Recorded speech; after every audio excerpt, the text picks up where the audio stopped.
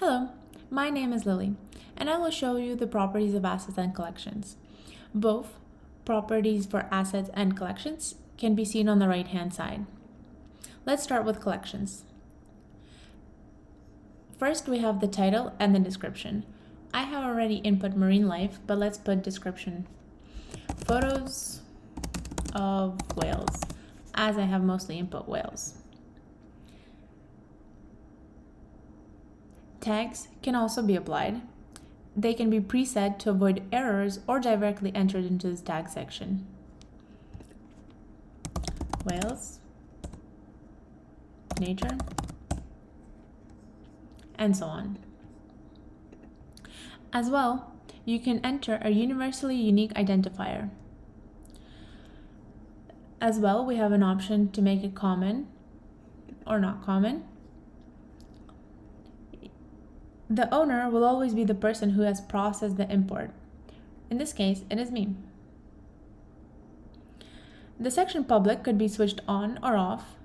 Turning on this option makes a collection that is visible to everyone, both authorized and unauthorized.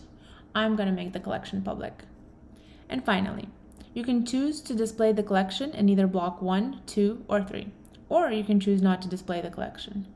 I will display the collection in block 3 on the home page. You can also share the collection by creating a link or copy a link for it to later be embedded. Or you could use the URL to set it on your home page. And finally, we have delete the collection that will remove it from the platform. Editing assets is very similar to editing collections. However, you have more range.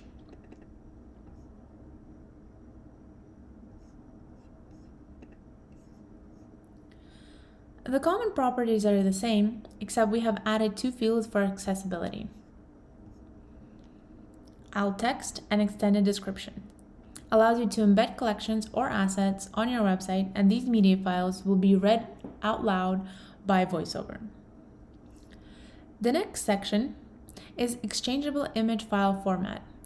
The categories we have added are file names, file size, width, and height.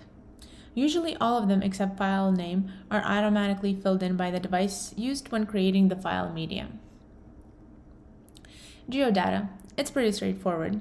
Enter the location. Most of the time, some of the information is transferred with the media file or from the device. As you can see, the city is filled in here. The right section is set to the standards of IPTC. As well, some information may already be present on import based on the source, or can be added by the user, or it could be preset for all your media files.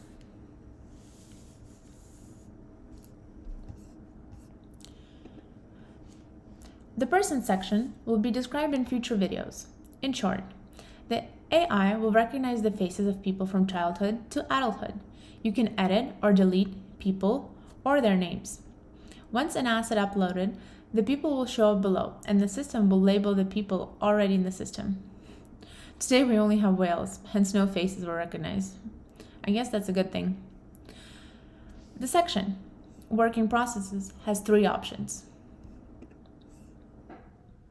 Publication, to transfer the asset to the status of public and initiate export to FTP.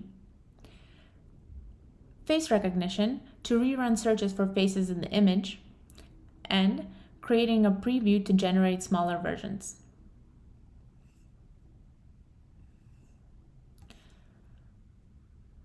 The permissions section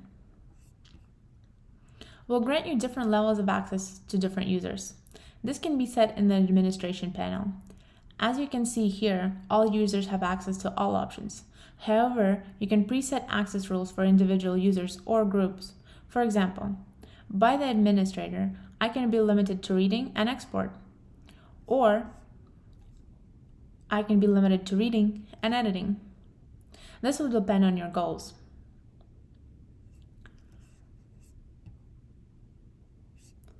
And as well here, we have the export section, which will allow you to export either by download or by FTP.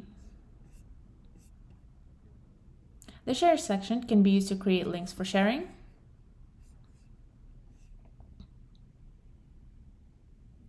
Finally, the asset can be set as a thumbnail for a collection. We can delete an asset. We can exclude it from the collection or add it to the collection. That will be all for today. Thank you for your time. If you have any further questions, please feel free to contact us.